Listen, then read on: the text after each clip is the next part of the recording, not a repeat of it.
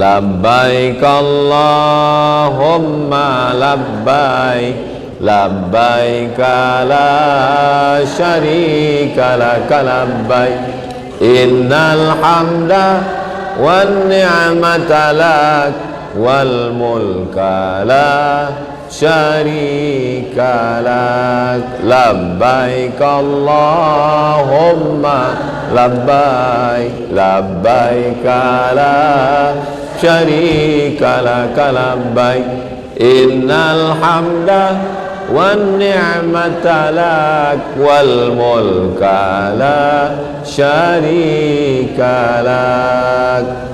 Sifat manusia ini sangat individual, pribadi, sendiri. Yang penting lepas diri sendiri cukup. Tapi ketika di umrah tidak bisa begitu. Kita ini sebagai grup sama-sama masuk Masjidil Haram, ada yang membimbing di depan, tapi perhatikan juga jamaah di belakang. Saya bimbing di depan. Waktu turun dari hotel panjang, begitu satu putaran tengok hilang.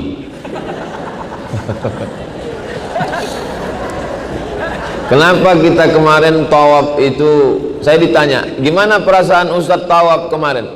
Gimana ya? Seperti duduk di kursi pijat. Mana duduk di kursi pijat kan dipijat, nah gitulah rasanya tawaf kemarin.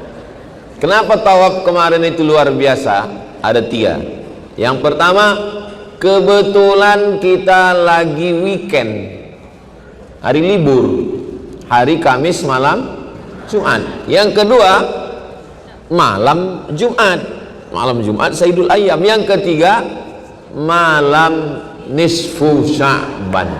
Saya seumur-umur umroh baru itulah paling dahsyat. Berapa kali kaki saya terangkat-angkat. Ini kan kita didorong dari belakang ini, nggak bisa nahan. Orang yang di depan ini marah sama kita, dia sangka kita mendorong dia, padahal kita juga kena dorong belakang. Semua mata mereka itu, yang orang Afrika, orang itu mandangnya ke saya, karena saya yang baca doa kan. Maka begitu matanya agak tajam, saya pelankan sedikit. Allahu Akbar. Jadi rupanya berjamaah ini kita tidak lagi bisa memikirkan diri sendiri. Saya kalau diri sendiri waktu zaman kuliah dulu memikirkan diri sendiri. Datang putar paling dekat ke arah Ka'bah biar jangan terlalu putarannya, udah habis itu pergi minum air zam-zam, pergi sa'i, tahallul, selesai. Diri sendiri, memikirkan diri sendiri. Tapi setelah kita berjamaah ini beramai-ramai, yang dipikirkan ini bukan cuman satu travel, yang dipikirkan ini adalah 1000 jamaah.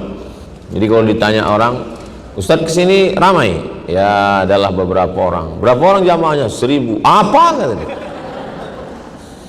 Mudah-mudahan umrah kita diterima Allah Subhanahu wa ta'ala. Nah, apa tanda orang itu sudah bisa menyambung tali silaturahim? Yang pertama, tandanya adalah selalu memikirkan orang lain. Coba saya bertanya tapi nggak usah dijawab, dalam hati aja. Apakah kita memikirkan orang lain? Iya Pak Ustadz, saya selalu memikirkan kawan saya ini belanjanya apa aja, kira-kira harga jilbab dia lebih murah atau lebih mahal.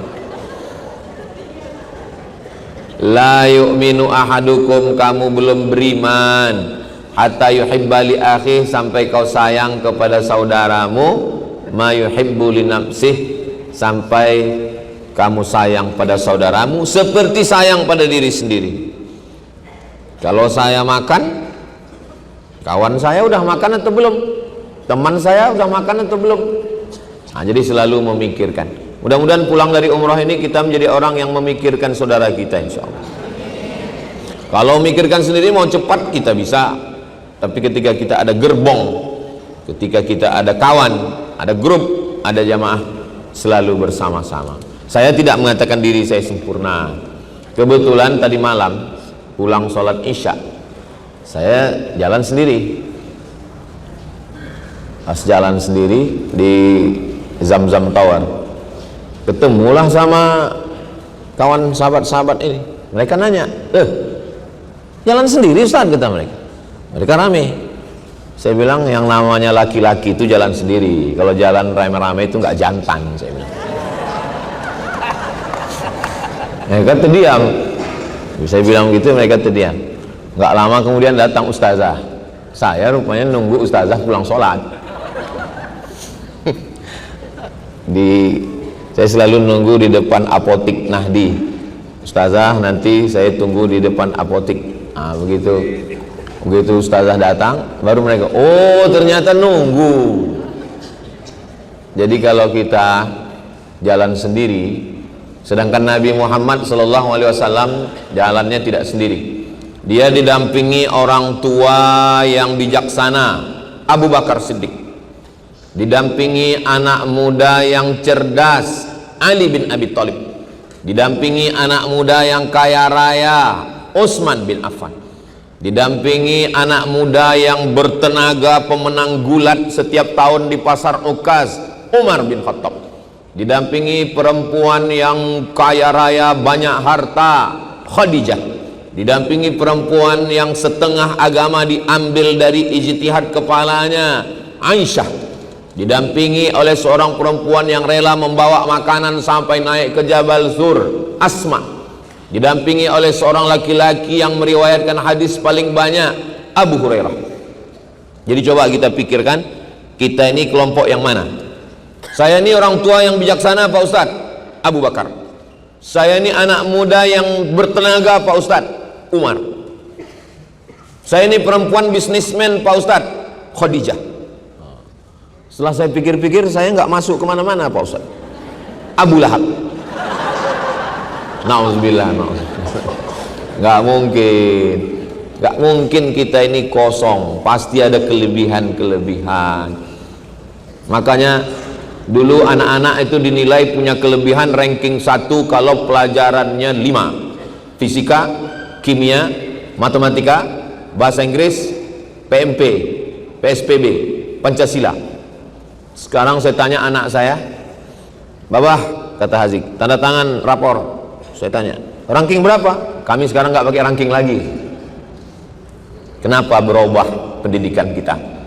Karena dulu anak-anak dibilang pintar kalau 5 pelajaran, padahal ada pelajaran yang lain. Belajar berkomunikasi, belajar relasi, belajar hubungan yang baik. Jadi sebenarnya kita ini punya potensi masing-masing. Mungkin dalam bidang eksak kurang, tapi dalam bidang sosial, ini yang hadir di hadapan saya ini semua orang-orang yang punya kelebihan-kelebihan semua, insya Allah. Asal jangan lebih timbangan koper. Alah Ustadz kayak nggak belanja aja. Alhamdulillah koper saya ringan, karena sudah saya kirim sebagian duluan. Bapak Ibu yang dimuliakan Allah Subhanahu wa ta'ala, orang yang tidak memikirkan orang lain bukan umat Islam. Loh, Islam itu kan sholat, zakat, puasa, haji, umroh. Bukan. Man lam yahtam bi amril muslimin falaisa minhum. Siapa yang tidak memikirkan saudaranya, dia bukan umat Islam. Jadi selama umroh ini kita diajarkan memikirkan orang lain. Mikir dulu. Salah ngomong gara-gara salah mikir. Salah berbuat gara-gara salah mikir. Maka pikirkan orang lain. Doakan supaya Ustaz Somad yang ngomong, yang ceramah ini juga mikirkan orang lain. Bapak Ibu yang dimuliakan Allah Subhanahu wa ta'ala, itu yang pertama. Yang kedua, apa tanda kita ini sudah berjamaah menjalin silaturahim? Adalah rela berkorban. Betul-betul Pak Ustadz, saya selama beberapa hari ini saya terus berkorban. Kenapa? Setiap minum teh saya terus yang bayar. Mungkin korban uang enggak, tapi korban perasaan. Perasaan apa? Perasaan menunggu. Kenapa kita belum berangkat? Semua kan udah datang, Ustadz Somad belum datang. Saya habis subuh tadi nggak tidur-tidur karena takut ketiduran terlambat. Habis subuh sarapan, siap nunggu. Duduk saya melihat jendela. Jam berapa kita berangkat? Jam 7.45 Ustaz. Oke. Kenapa belum berangkat? Jamaah belum banyak Ustaz. Maklum, datang dari tempat jauh, persiapan rela berkorban, korban harta, korban duit, korban tenaga. Enggak juga ada yang bisa dikorbankan, korban perasaan. Terasa menunggu kawan berangkat, menunggu kawan pulang, menunggu sholat, menunggu kenapa lama kali tadi pulang? Itu teman saya itu Pak Ustadz, lama sekali berdoanya. Pas dilihat dari belakang seperti berdoa, rupanya megang handphone. Bapak yang dimuliakan Allah Subhanahu wa taala. Jadi ketika 4 hari, 5 hari di kota Makkah ini memang betul-betul terujilah kita berkorban. Ini yang hadir ini semua berkorban, ngirit uang belanja, menabung. Yang awalnya mau beli baju, mau beli ini, mau shopping, mau ke mall, tahan. Rencana mau beli skincare, nggak jadi. Demi apa? Untuk bisa umroh. Korban perasaan, korban belanja, korban hati. Mudah-mudahan semua pengorbanan kita ini diberikan Allah balasan kebaikan, insya Allah. Nggak bisa kalau orang nggak mau berkorban. Kalau nggak berkorban, akan mungkin Islam ini menjadi kuat. Jadi mungkin ada di antara bapak yang berangkat, ibunya berkorban dulu. Untuk edisi bulan Februari ini, papa dulu berangkat. Nanti edisi bulan Agustus baru ibu.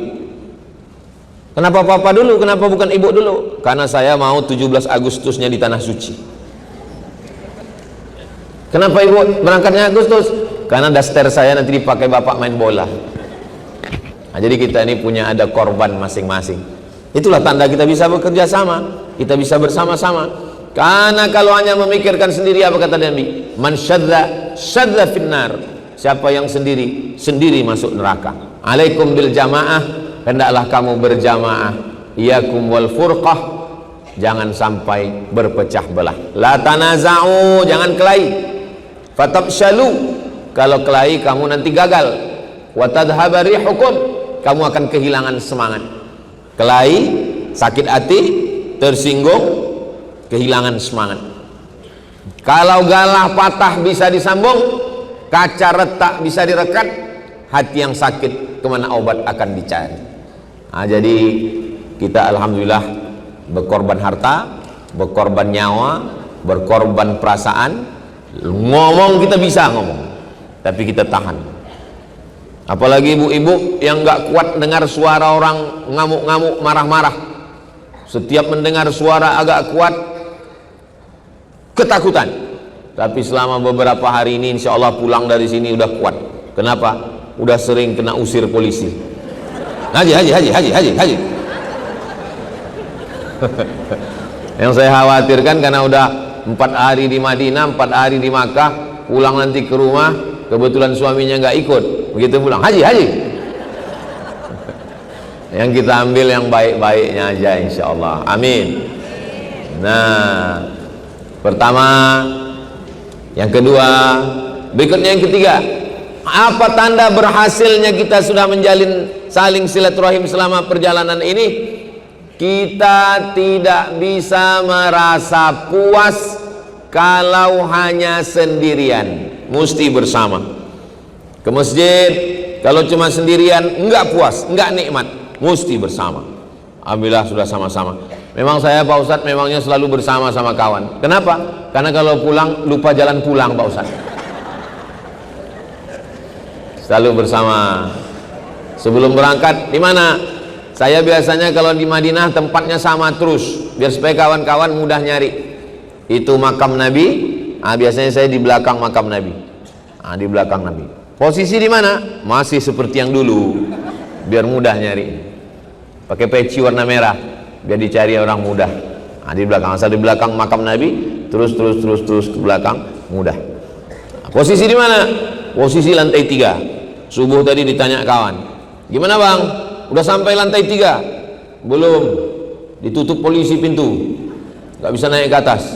Kalau di tempat kita ada polisi, mudah aja, tunjukkan SIM sama helm selesai. Di sini nggak bisa. Jadi selalu nggak bisa sendirian. Merasakan kepuasan nikmat beribadah kalau bersama.